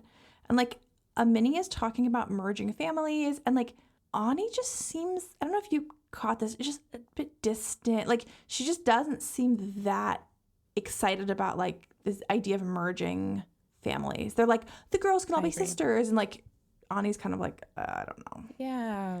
I agree. In general, I'm getting the vibe from Ani that she's kind of already checked out. I think that she is a very, I mean, honestly, in general, I get the vibe that Ani is a very smart person. And I think that she prioritizes like her own well-being and the well-being of her family. Again, I think she's more grounded in reality at the very least. And I think that the red flags that she's been seeing from Matt and Amani are honestly, I think they've shut her down emotionally. And maybe she'll come out of that, or maybe it's like, honestly, she's over it and she's just going to try to stay on the show as long as she can to make money. Because I heard that they actually get paid to be on the show. That could explain it, because she does not seem into any element of it at this point. Good for her, if so. So at this point, Matt and Amani leave to give Ani some time with her daughter, which, you know what, thank God. Like, I don't know if they were forced out, but like, thank God they weren't like, we're a family. We all spend time together all the time now. Yeah, and before Ani goes out for her shift that evening. And I was going to say, like, for some reason, they're so upset and jealous about her having to work. Why are they surprised? Unlike Ani, they just don't live in reality. You know, like, they didn't think about that. Like, what? And then Amani says that she, quote, won't accept Ani working as a stripper when she comes to the U.S. Whoa. Hey, not your call. Really not your call. Also, like, maybe Ani wants to be financially independent, and that's like a really normal thing to want, and like, what the fuck. So at this point, Matt and Amani are in their like Airbnb or whatever. Matt is giving Amani a really stressful foot massage. I didn't like that. It was like a caressing. I don't like caressing. I don't like seeing other people caress. It's like, hey, if you're gonna be down at my feet, you better be getting into that tissue. Don't be stroking it. He was jorking it. Amani says it was nice to see Ani in her element as a mother. And like, it was kind of a weird, I don't know if it was a cut or what, but Matt says, well, she checks a lot of boxes. I'll give you that. That was weird. What did that mean? It was a weird response. And then he goes, to be 100% honest, I see more and more as I go, and it seems a trend with her, that she remains that mysterious people with everyone. It's not like she didn't tell someone about us. I just think there are parts of her that we did not know. Okay, I don't know what the hell that means. Side note, Matt talks so weird. Like, even just his accent, and he's clearly an American, like born and raised, but he has almost a Southern accent, and then like almost like a, like he talks like, well, what are we going to do today? And then like with a Southern accent too, and I'm like, have you noticed that? He has an accent I've never heard before. He has a peculiar way of speaking. He's like, well, when you tell us that, it hurts our feelings. And I'm like, why? He enunciates weirdly. Are you from here? Yeah, I don't know. He's very, like, look, if he's not from America, like, I'll back off, of course. But, like, I don't get the vibe that he speaks any other languages. So I'm like, why do you talk so weird? It's just... No, you're right. So then Amani at this point says in an interview that she feels guilty about what Ani said last week about that she is only in the relationship for Amani. And she decides that she should tell Matt this. How are we feeling about that? I think she absolutely should tell Matt. Do you disagree? No, I do agree. I feel so awkward about the amount of triangulation in this throuple. Like, I agree that she should have told him, like, right away. But I also acknowledge that in her eyes, this is information that is, like, relationship ending. Do you know what I mean? Like, I kind of get, like, maybe not wanting that on you. Like, you're sitting with this information. You're like, if I convey it, it's over. But it already is over. I mean, yeah, if it's over because of that, then that's on Ani. I know. I guess I a little bit feel for Amani, who I don't like very much, to be clear. But I feel for her that she's, like, sitting on information that, like, didn't originate with her. That, like, she has an obligation to tell, but, like, it's not coming from her. And she's being made to feel guilty about it when a lot is Amani's fault, but actually this one is not. And honestly, I don't think it's been very long. I think it's been maybe 2 days, and they've been with Ani the whole time. I don't blame her for actually wanting to have this conversation with Matt one-on-one. So I don't even feel like she's been hiding something from him. I think it's just like, I don't know, I was processing and I needed to make sure that, like, it was just us. I don't think that she's handling this wrong. I agree. I think, you know what? I think this is kind of a lose-lose. Like, it's such a tough situation to be in. So, like, I kind of get why she waited, and, like, it kind of makes sense to me. And maybe someone could say, well, they should have had this conversation with Ani there. But it's like, well, Ani had the conversation with Amani with, like, her confession when specifically Matt wasn't there. So I don't know. I don't think it feels unfair. I know. Amani tells Matt, exactly what Ani said, which is that she's in the relationship for Amani and she doesn't feel the same way about Matt. Crazy, by the way. Like, that's just such a crazy thing for Ani to have told her and feel. It's a huge thing. I mean, and it wasn't even like she's like, I like you a little bit more. Like, she basically was like, I don't give a fuck about Matt. Like, yeah, I don't want to be with him, basically. Tough. And then it's interesting. Matt is really taken aback, which I get. But then he says, is that what you want? Do you want a relationship separate? I know. I thought that was really weird. I thought that was an interesting place for him to go. And to start with. Yeah. And then Amani says, no, it's not what she wants. But in the moment, it did stop her from being sad. So it worked. So I was like, it's also weird. She's like, in the moment, like, it made her feel good to be prioritized over him. Like, that's weird to me. And then Matt is like super taken aback by all this and doesn't understand it. But then he also says he hasn't known Ani for 10 years. So there's no way her saying this could hurt as much as his wife keeping it from him. Which I get, but again, I don't feel like she was really keeping it from him. I think she was just waiting for the right time, and it doesn't seem like it's been that long. I know. I understand Matt's perspective because, like, obviously this fucking sucks. But I think a lot's coming up for him where I'm like, is it about this or was there, like, something else brewing? Like, even when he said, oh, so do you want a separate relationship? I was like... For sure. I mean, I think he's picked up on the fact that maybe, like, they are pretty into each other, Amani and Ani. Which you predicted episode 1. I will say, he's, like, pretty mad in this situation, like upset, and he's still smiling. Do you notice that? I didn't notice it, but I believe you. It's like pissing me off. I want to like pull the sides of his mouth down. Be mad. I know. And then he just is kind of like passive aggressive. He's like, this just lets me know where I'm at in this. Like now he's mad at Amani. Yeah, he's mad at her because he's like, you should be honest. And she said she just didn't know if it was her place. Which I just have to say, I understand. It's a tough situation. And then Matt says that this just makes him not want to take another step forward with Ani. Which, yeah. That feels fair. But it's interesting. Amani basically is like torn in a way that surprises me. Like she says she's in the most difficult situation of her fucking life. She's like, I'm between a rock and a hard place. And she says she can't make Ani feel a certain way. Like that's her concern. Like she wishes she could force Ani to be into Matt. It's just very interesting. Like that Matt has this clear sense of loyalty. Like you're my wife of 10 years. And Amani doesn't seem to have that towards Matt. Totally. I think Amani doesn't know what she wants. And I think that's a horrible way to go into a polyamorous relationship. Look, it's not for me, but I'm like, yeah, I think at the very least that's what you need to be equipped with for it to go any type of good. You know what? Amani might be the kind of person who got married very young, had kids young, and then feels like she missed out on like being kind of like a quote unquote a slut, you know, her whole years. I could see that. Yeah. And then kind of wants to have her cake and eat it too. Like she wants to do it in her marriage because I think she does love Matt. I think that they seem like they want to be together, but it's like she wants to experiment and be with other people, but then not cheat on Matt. And I think it's becoming clear that that's not what this is. But I also think that she's not someone who wants to actually have a polyamorous relationship because she gets upset when Matt does it. Like she gets upset with Matt and Ani being together. I think she just like wants to have her cake and eat it too. Like I think she just wants everything. And then at this point, Matt says that he needs some time alone, and he says he's going to take some time tomorrow, the next day, to process by himself. And then he has this like really depressed interview. He's like, it was kind of a honeymoon. Maybe that's all this was. I'm ready to walk away from this. I mean... Well, that's kind of that. Seems like Ani is too. Because like consistently in the last few episodes, she's been like, okay, I can walk away. I'm done. And I'm like, okay, then I guess only Amani wants this. Only Amani's into it. I know it's...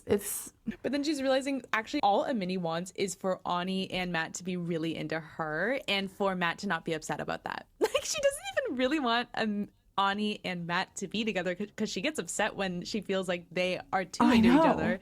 She just wants everyone to be into her. And I will say, like, this is a big criticism I have of the way a lot of people open their relationships is when you just want to cheat on your partner without getting in trouble for it. Hey, you can't. There's not a shortcut. I hate to be the bearer of bad news, but I think that if there was a way to do it, we would have discovered it by now. Yeah.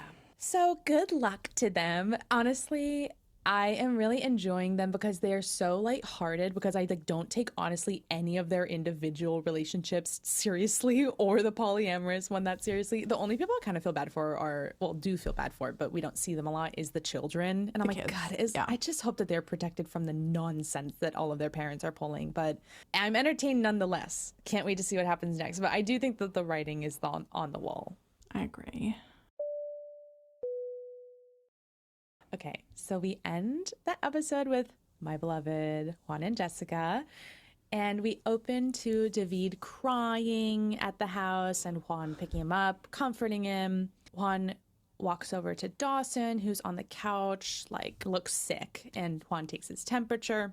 And Dawson asks Juan to make him mac and cheese for breakfast, and he makes it, but girl, doesn't drain the pasta. And how does he fuck this up in such a way? Because boxed mac and cheese is quite easy to make. Surely you've made pasta before. You think it's you don't have to drain it? Think you leave the water in there? At some point in an interview, he's like, well, in Colombia, we don't have boxed mac and cheese, which, okay, I believe that. But he's like, we just have mac and cheese. So, they make it by hand. And I'm like, so you know how to drain pasta water. Don't piss me off. It's not an excuse. What the hell? Obviously, this is not that big of a deal, but it's just okay.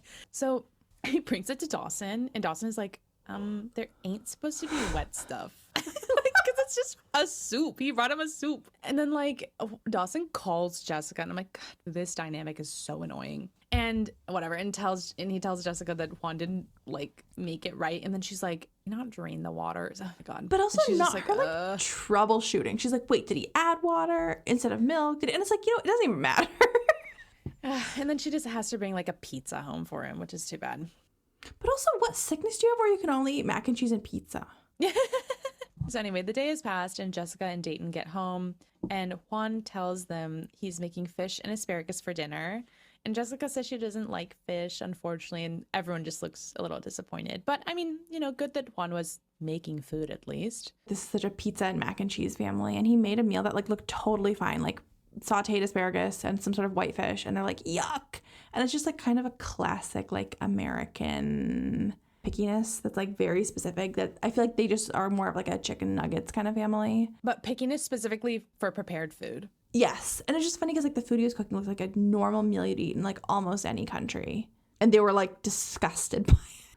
So Juan asks her to talk, sit down and have a conversation. In an interview, Juan says he pictures himself as the working man who brings home money. So he's not really feeling like himself being home and taking care of the home responsibilities. I think that's fair. I think, he's had a career up until this point. He's never been a dad before. I think that's a huge thing to just be thrown into. I do want to give him some grace for the fact that he's now taking care of 3 children at once. I think if it was just David, he would probably be able to handle it better. But, it seems like the 3 kids at once is a big jump. Is a big jump. So Juan starts complaining to Jessica about how he can't tell how David is feeling, why he's crying. Is he hungry? Is he tired? What is it? And Jessica says she can't always tell either. Yeah, that's something you just have to learn over time. And even still, you might not know exactly. And Juan says it makes him sad because he's really feeling overwhelmed. Jessica says that she understands because she's been doing it herself the whole time.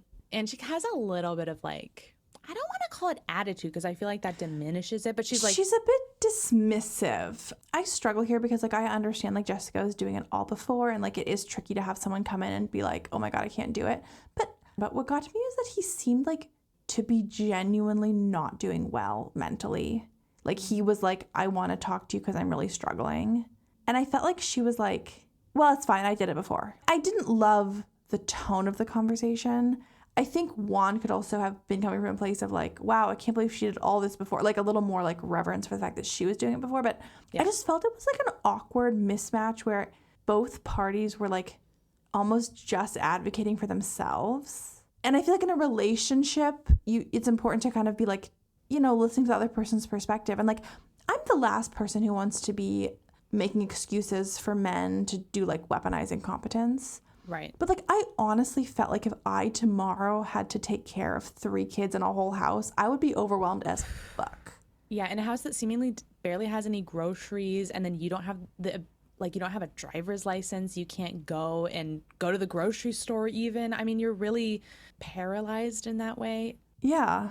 I understand why that is really stressful. Totally. In the moment, Juan said to her, you have your job. You feel useful. I feel useless doing nothing all the time. I just taking care of the house. I don't think I'm made for this. And my initial reaction, and it seems like it was the reaction that Jessica has, because she said, you're not doing nothing, you're taking care of your child. Whether or not Juan just phrased it badly or like actually kind of meant it in the way of like, oh, well, taking care of children is the equivalent of doing nothing. I mean, I do think that's what he was saying of like, well, oh, I deserve to be doing like more than this. And my perspective is like, well, genuinely, what is more than that? Like in life, if you've chosen to have a child, being able to take care of it when, especially like you don't have the ability to work, like that's not like you could be doing better things with your time. That's an incredibly important thing that you've signed up to do. So I would also prickle at hearing that turn of phrase. We have to remember, like in episode 1, he's the one who said the comment of like, to David on FaceTime, I'm going to be your babysitter soon. Just kind of like diminishing the act of like being at home taking care of the kids. Okay, fundamentally, I'm like, why did you two have a kid together? I mean, that's the bigger issue here, right? Is I'm like, Juan doesn't want to live in this town. He doesn't want this life for himself. Yeah.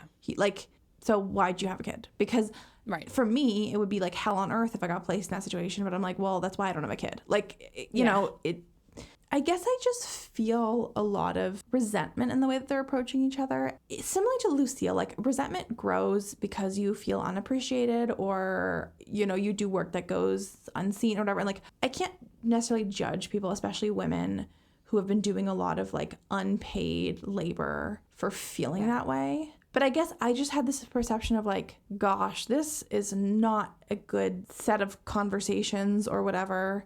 And I think the thing that I think where I was like a little bit more, I don't even want to say like on Juan's side or anything like that, but he looked like in bad shape. Like he looked super defeated. And I just felt like when he came to her and he was like, I'm really sad, like she was just like, too bad. I hear what you're saying, and I think that's fair. I think I just struggle with the fact that they're sort of talking over each other and like not appreciating the other person and like, but I see it in both directions. They both resent each other. It's very clear. And it's just kind of like, okay, what are we going to do about this? Because it's not working the way that it's going. I don't think that you are, but like just in general, I don't feel the inclination to like judge them as harshly as other people because it's like they have such a young baby and like Juan has never been a dad before. So like I can't imagine what being dropped into that situation. I don't think that I would handle it with grace, even if eventually my relationship with my partner could like heal and like we could genuinely like be really happy with our lives. I think like honestly it would probably be really shitty for like 2 years. It's just a tough situation. I mean, I also feel like there is one other element that is maybe in the background here, which I think is it's just unfortunate, which is that Juan couldn't be there for the first 6 months of David's life. And I feel like in a way, I feel like sorry to use this word, but she's a bit resentful of the fact she had to do everything on her own for 6 months. But I'm also like, well, he literally couldn't come. Like, I really get the feeling he came as soon as he could. And like, that is sort of what happens when you have a baby with someone who lives in a different country and there's no pathway forward for you to be together immediately. Like, I feel like she sometimes acts like he was living in the same town and just like didn't show up for the first 6 months. I don't think being mad at each other is helpful when the problem is like, it's a bad situation. That's all. Totally. The other just thing I want to mention, like in Juan's, not even defense, but just like, is like Jessica's been a mom for 10 years? And Juan has like been an active, present IRL dad for like a month. And I do feel like there could be a little bit of understanding for like things that come naturally to you after being a mom for 10 years might not come as naturally to someone who has only been around children for 4 weeks. Absolutely. It makes me sad to see that they just get into this kind of like adversarial space so easily. I agree. I hope that they can work through that because it's not helping either of them. So at night now, they get in the car together and Jessica asks Juan how he's feeling about going out with her friends. So that's basically the plot of their part of the episode. And Juan says that he's still feeling a little nervous and he says, I'm definitely over it and I just want to move on. Like talking about like Megin bringing up over and over again the cheating. And Jessica agrees. She says she feels the same. Sophie, they're going bowling with Megin and Herbie, as they call him. I got it. This time I was like, oh, that's Herb. Yeah. Dude, when we talked about Herb in the other episode, I was like, whoa, did I just make that up? I was so vindicated. I was like, okay, there was a Herb. That stuck in my brain. And this is the first time that Megin will spend time with Juan after finding out about the cheating. I don't give a fuck. Like, I just don't care. Like, we just have to move on. I don't give a shit. And in an interview, Jessica says that she really wants Megin and Juan to make up because Jessica wants Megin to be her maid of honor. And, okay. Is that your only option? I don't know. Like, if she's, like, beefing with Juan so bad, how about you just have a different one or don't have one? Whatever. So, in a couple interview, Juan says that when he worked on the cruise ship, he would get an after-work drink with his friends right on the ship, and now he has to drive 45 minutes just to get to the bowling alley, and he complains, like, they didn't even have drinks there. I mean, the culture shock for him is so bad. I would also be tripping. There was one specific thing in the way that he said that I just want to highlight is that he said he used to have fun with his friends on the cruise, and he was like, we'd go drinking, whatever, and he's like, now I have to drive 45 minutes to a bowling alley. And Jessica goes, which is fun. Jessica, just let it breathe. Like, you don't have to fix it. It's not a big deal. Is driving 45 minutes to a bowling alley as fun as partying on a cruise ship? Probably not. And you can sort of acknowledge that that's just simply true. I'm like, Juan, you are valid. That sucks. I know.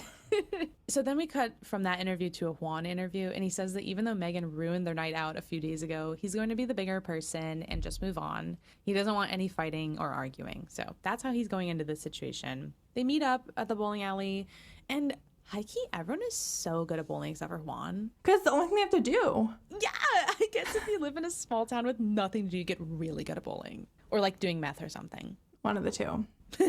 There is such an embarrassing moment that, holy shit, if this happened to me, I would think about it every single day before going to bed. Same. When it's her turn, Megin goes to throw the ball and fucking slips and falls. Wipes out. Splat. And like, they all laugh at her. And if this happened to me in front of cameras and a dude I'm beefing with, I would immediately evaporate. Like, I would leave the premises and never talk to them again. It's horrible.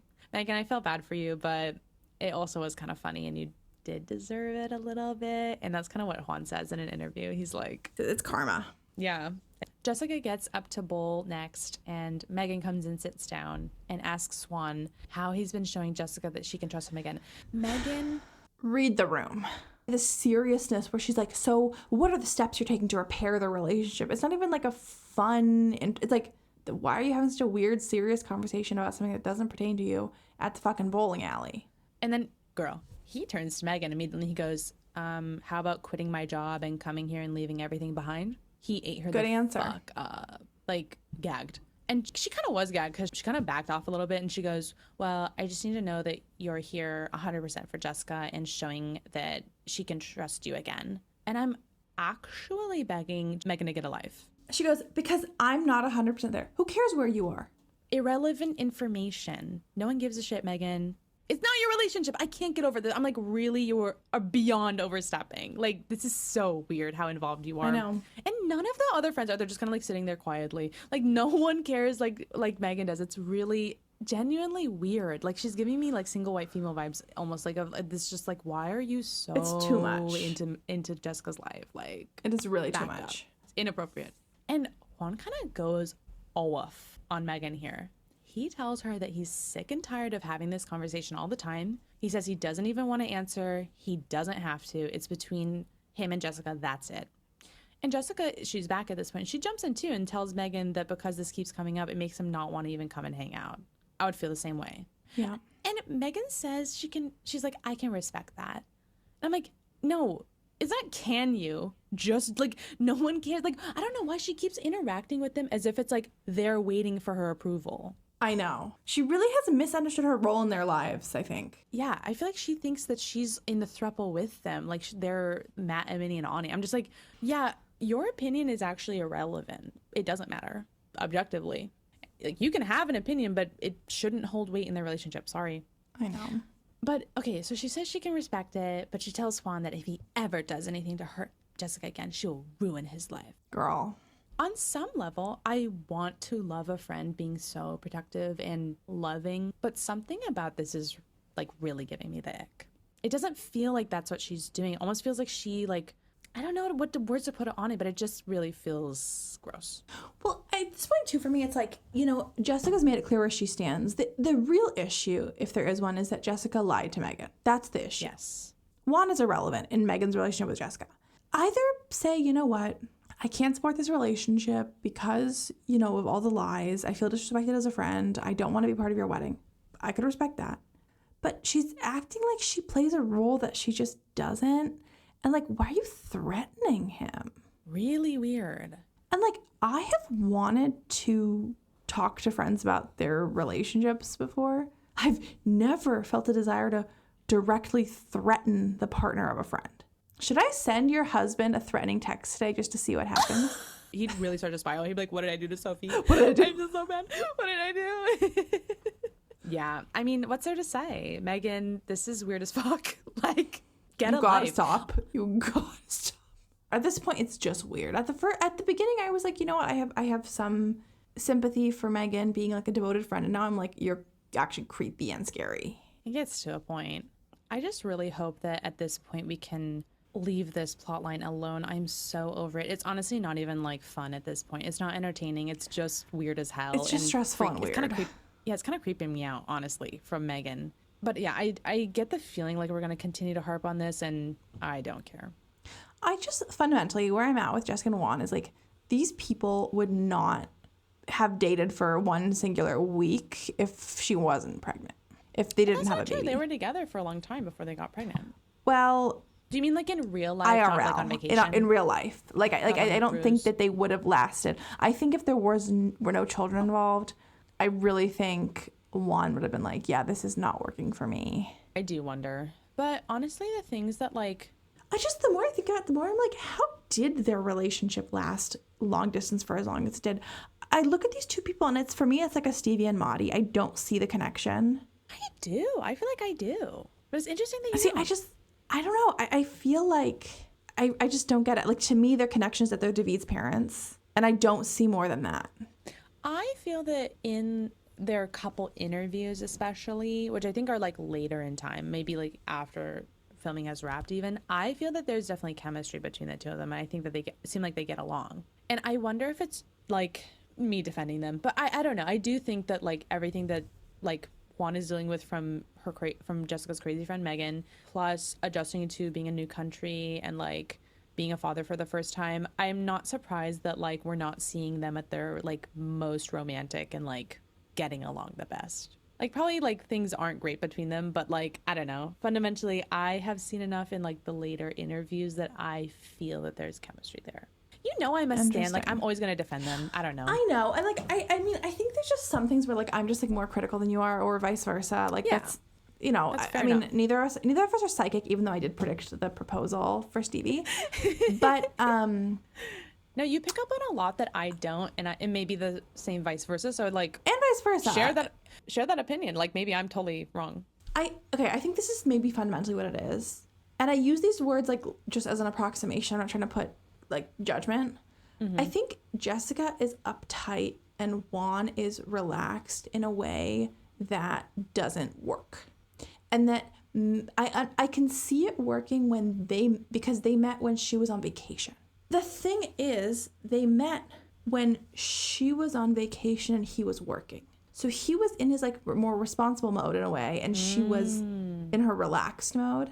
And I feel like now that she's back to her responsibilities and he's like kind of doesn't really have anything to do, it's like bringing out the ways in which they're different are more extreme. Interesting. There are about 10 million straight relationships that are like this, where it's like the quote unquote naggy woman and the fun. I mean, it's such a classic thing, right? It's like the fun dad and the annoying mom who's like, so I don't want to say that like that's an unheard of dynamic. But I just see the two of them and I just feel like you guys want such different things in life. Like, you approach things in such a different way. I just don't understand how that would work. Fair enough. I still do see it in a different way, but I think it's like I kind of love when we disagree because I think it's genuinely interesting. And we get to cover all our bases depending on how it ends up. One of us will be right. Our podcast has a 100% prediction rate because we just cover everything. Well, thank you so much for being with us for 10 whole episodes. Yes. Or if you just got here too, we're so happy to have you. And as always, we would love it if you would interact with us on other forms of media. We're on Instagram at My Best View Pod and on TikTok at My Best View Podcast. Please don't make us beg. Please, sir. May I have some more? May I have some more followers? Any form of engagement is a huge blessing for us. Also for just our egos. Every time we get a like, we just love it. So yeah. And maybe one day we'll be able to meet people at a party and go, yeah, we literally have 100 followers on TikTok. That's our goal. We gotta get to the triple digits. That's the big leagues. And once again, happy 10th episode. Oh, let me get my noisemaker. Happy 10. Here's to 10 more. 10 times 10 more. I can't wait. We're just getting started. Hell fucking yeah.